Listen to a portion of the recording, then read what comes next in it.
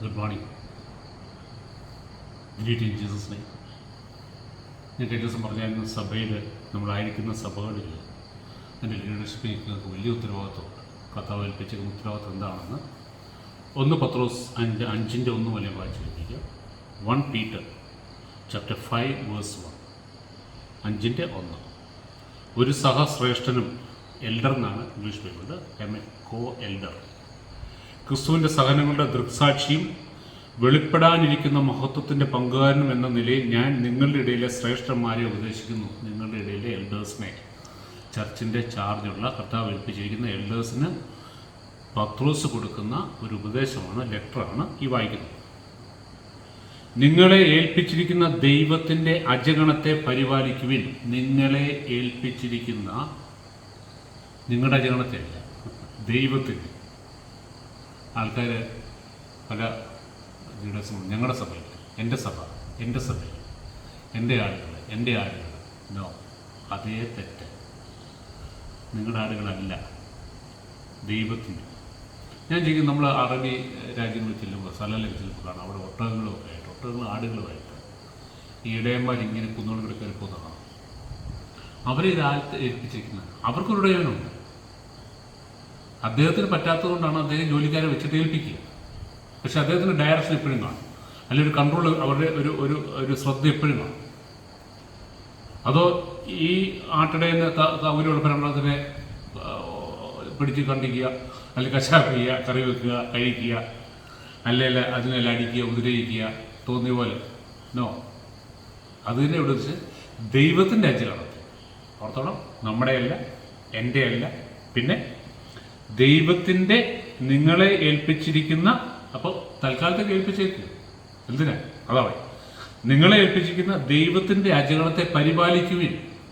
അവരെ നല്ല ശ്രദ്ധയോടെ, അല്ല നമ്മുടെ വരുമാനം വർദ്ധിപ്പിക്കാനോ, നമ്മുടെ പേര് വലുതാക്കാനോ, നമുക്ക് സപ്പോർട്ട് ചെയ്യാനോ, നമുക്ക് ഷൈൻ ചെയ്യാനോ, അല്ലെങ്കിൽ നമ്മുടെ കാര്യങ്ങൾ നടത്താനുള്ള നമുക്കെന്തെങ്കിലും ആവശ്യമുണ്ട്, ഇവരെ വിളിച്ചവരെ അവരെല്ലാം കൂടെ ഓടി ചെയ്തു തരിക. എനിക്ക് വണ്ടി വേണം, വീട് വേണം, വെള്ളം വേണം, ഉടനെ അവരുടെ കളക്ഷൻ എടുക്കുക, അല്ലെങ്കിൽ എനിക്ക് ഫ്ലൈറ്റ് വേണം. ഇതിനൊന്നുമല്ല കേട്ടോ. അവരെ പരിപാലിക്കാൻ നമ്മളെ ഏൽപ്പിച്ചിരിക്കുക. നിങ്ങളുടെ ശ്രേഷ്ഠന്മാരെ, നിങ്ങളെ ഏൽപ്പിച്ചിരിക്കുന്ന ദൈവത്തിൻ്റെ അജഗണത്തെ പരിപാലിക്കുകയും അത് നിർബന്ധം മൂലമായിരിക്കരുത്. എന്ന് പറഞ്ഞാൽ എന്താ പറയുന്നത്, ഒരു നിയമത്തിൻ്റെയോ അല്ലെങ്കിൽ നിർബന്ധത്തിൻ്റെയോ ഇതുകൊണ്ടായിരിക്കരുത്.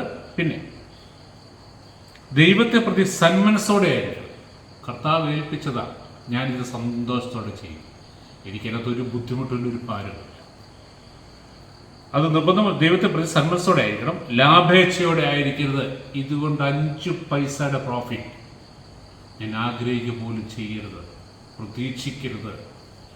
അതിനു വേണ്ടിയിട്ടായിരിക്കില്ല ഞാൻ ആത്മാക്കളെ നേടുന്നത്, അവരെ പരിപാലിക്കുന്നത്, അവർക്ക് വേണ്ടി പ്രാർത്ഥിക്കാൻ പോകുന്നത്. വളരെ ശ്രദ്ധിച്ചോണം. ലാഭേച്ഛയോടെ ആയിരിക്കരുത്, തീഷ്ണതയോടെ ആയിരിക്കണം. എന്ന് പറഞ്ഞാൽ ഒരു എരിവുണ്ടാകണം. ഞാനിത് കർത്താവിന് വേണ്ടിയിട്ടാണ് ചെയ്യുന്നത്. ഒരു ഫയർ ഉണ്ടാകണം എൻ്റെ ഉള്ളിൽ, ആ സ്നേഹം ഉണ്ടാകണം, ആ താല്പര്യം ഉണ്ടാകണം. കർത്താവിനെ ഏൽപ്പിച്ചതാണ്, എനിക്കത് ചെയ്തേ പറ്റത്തുള്ളൂ. കർത്താവ് ആഗ്രഹിക്കുന്ന നിലയിൽ അതിനകത്ത് ഒട്ടും വെള്ളം ചേർക്കാൻ എനിക്ക് പറ്റത്തില്ല. എൻ്റെതായ രീതിയിൽ അതിനെ ഡൈല്യൂട്ട് ചെയ്യാൻ എനിക്ക് പറ്റത്തില്ല. ആളിനെ കൂട്ടാനായിട്ട് ഡോക്ടറിന് മാറ്റാൻ എനിക്ക് പറ്റത്തില്ല. തീഷ്ണതയായിരിക്കണം. അജഗണത്തിൻ്റെ മേൽ ആധിപത്യം ചുമത്തിക്കൊണ്ടായിരിക്കരുത്. നോക്ക്, പല സഭകളെ നോക്ക്, ഇടയന്മാരെന്ന് പറഞ്ഞാൽ അങ്ങ് പേടിച്ച് വിറക്കി.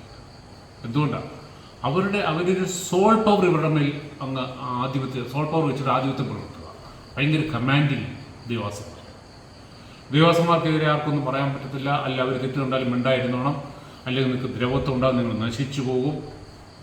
എന്താ ആധിപത്യം? സഹശ്രേഷ്ഠനാണ്, അല്ലേ? ഞാനൊരു സഹോദരൻ എന്നാണ് പൗലോസ് പത്രോസ് പറയുന്നത്. അജഗണത്തിൻ്റെ മേൽ ആധിപത്യം ചുമത്തിക്കൊണ്ടായിരിക്കരുത്, സൽമാതൃക നൽകിക്കൊണ്ടേക്കും. നിങ്ങൾ നല്ല മാതൃക കണ്ടിട്ട് വേണം അവർ നിങ്ങളെ ഫോളോ ചെയ്യാൻ, അവർ നിങ്ങളെ അനുസരിക്കും. എന്നുവെച്ചാൽ ആദ്യം നമുക്കൊരു ജീവിതം ഉണ്ടാകും. ഇടയന്മാരുടെ തലവൻ പ്രത്യക്ഷപ്പെടുമ്പോൾ മഹത്വത്തിൻ്റെ ഒളിമങ്ങാത്ത കിരീടം നിങ്ങൾക്ക് ലഭിക്കും. പ്രതിഫലമുണ്ട്.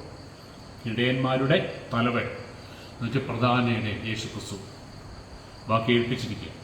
പ്രത്യക്ഷപ്പെടുമ്പോൾ മഹത്വത്തിൻ്റെ ഒളിമങ്ങാത്ത കിരീടം, ഇനി വലിയ പ്രതിഫലമുണ്ട് കേട്ടോ. ആ ഒളിമങ്ങാത്ത, ഒട്ടും പ്രഭ നിത്യതയോളം കുറഞ്ഞു പോകാത്ത കിരീടം, അല്ലെങ്കിൽ പ്രതിഫലം അതിന് തീർച്ചയായിട്ടുണ്ട്. അപ്പം ഇവിടുത്തെ പ്രതിഫലം നോക്കിയിട്ടാണെങ്കിലോ, ഇവിടെയും കാണുന്നില്ല, അവിടെയും കാണുന്നില്ല. ഇപ്പോൾ ശ്രദ്ധിച്ചറിയാം, പല ന്യൂജൻ ചർച്ചസ് നോക്കിയാൽ അറിയാം, അവർക്കൊന്നൊരു വിഷയമായി.